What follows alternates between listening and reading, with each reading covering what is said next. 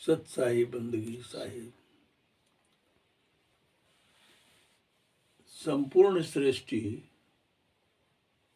जो आज देख रहे हैं हम, यह संपूर्ण सृष्टि का कर्ता धर्ता निरंजन भगवान है। और सतपुरुष परमात्मा से उन्होंने ये विरासत पाया है और जीव को, सारी जीवात्माओं को उलझाकर इस सृष्टि चक्र में डाल दिया है। सबका मुजरा वही लेते हैं। अपना सूत्र मन के रूप में सारी जीवात्माओं के साथ लगा दिए हैं और सारी जीवात्मा उन्हीं मन का गुलाम है।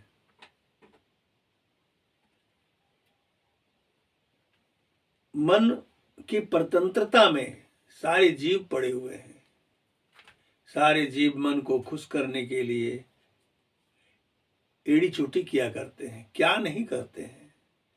केवल मन की खुशी के लिए सभी जीवात्माएं इस संसार में भरीभूत है, जतन करते हैं, काफी श्रम करते हैं। आप बोलचाल की भाषा में कहते हैं यहाँ दिल मन नहीं लगता है, चलो कहीं और चले। तो मन,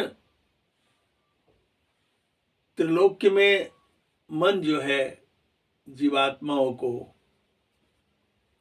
भटकाता है। सारा मनोरंजन हो रहा है संसार में मन के माध्यम से। काल निरंजन, जिसे हम ज्योति निरंजन कहते हैं, निरंजन ब्रह्म कहते हैं, वह मन के माध्यम से ही संसार का सब सुख भोगता है।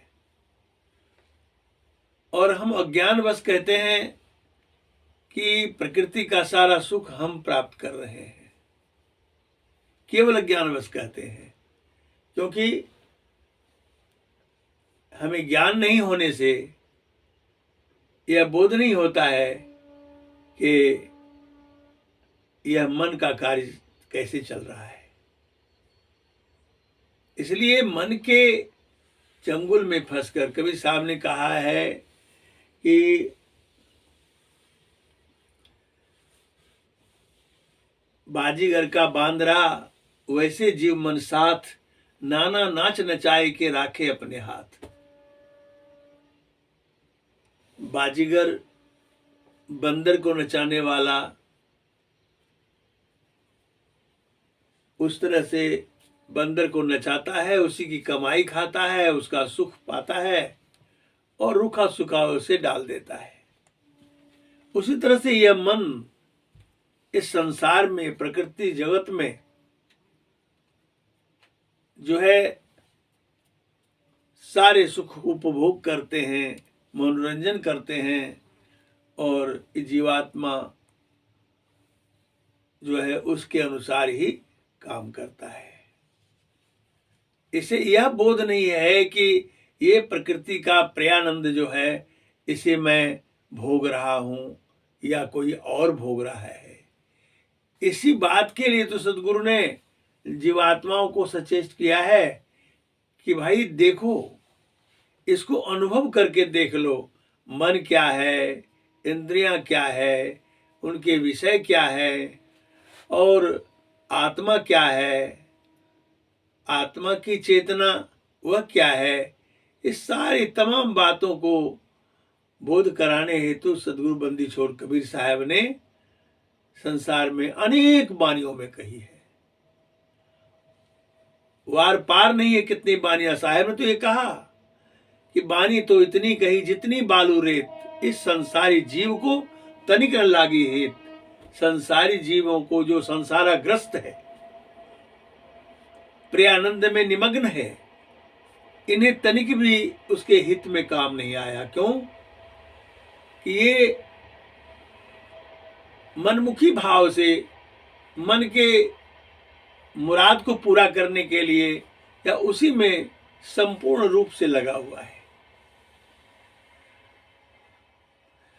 मैं ककहरा से कह रहा हूं काया कुंज कर्म की बाड़ी। साहब ने कहा है काया कुंज कर्म की बाड़ी, कर्ता बाग लगाया।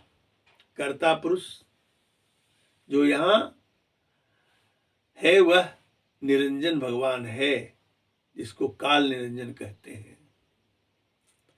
उसी कर्ता पुरुष ने यह अपना ग्रह बनाया, कर्म की बाड़ी लगाई और बाग लगाकर कहते हैं साहब किनका तामे अजर समाना, जिन बेली फैलाया। जैसे अमरलता को देखते हैं, अमरलता की जो लत है वृक्ष पर छा जाता है और उसका ओर छोर का पता नहीं लगता कि ये कहाँ से उत्पन्न हुआ है। उसी तरह साहब कहते हैं ये बेली फैलाया और अजर जो आत्मा अजर है, अमर है, उस आत्मा को इसमें उलझा करके रखा। कहते हैं साहब कि 5-25 फूल तह फूले, मन अली ताहि लुभाया। 5 और 25 जो प्रकृति का रूप है, उसमें वो जो फूल खिले हैं उसमें मन लुभाया हुआ है, उसके रस में लुभा करके लट्टू हो गया है। वही फूलन में के पिसय लपटी रस, रमता राम भुलाया। जैसे मक्खी गुड़ में गिर करके लटपटा करके रह जाती है और वह उड़ नहीं पाती है, उसी गुड़ में गथ के रह जाती है। उसी तरह से विषय रूपी गुड़ की तरह ही वह रस में रमता राम भुलाया, रमता राम भुलाया। जीवात्मा को भी राम कहते हैं, काल को भी राम कहते हैं। यहाँ पर जीवात्मा रूपी राम जो है उसमें लुभा गया, भुला गया। साहब कहते हैं मन भंवरा यह काल है, विषय लहरी लपटाए, ताहि संग रमता वह फिर भटका खाए। मन रूपी भंवरा यह काल है, यह तो काल है मन रूपी भंवरा, उसी का मैंने कहा सूत्र है, वह सभी जीवात्माओं के साथ है। विषय लहर लपटाए, विषय के लहर में लपटाया हुआ है। विषय क्या है? पंच ज्ञानेंद्रियों के 5 विषय हैं, रूप, रस, गंध, स्पर्श और शब्द।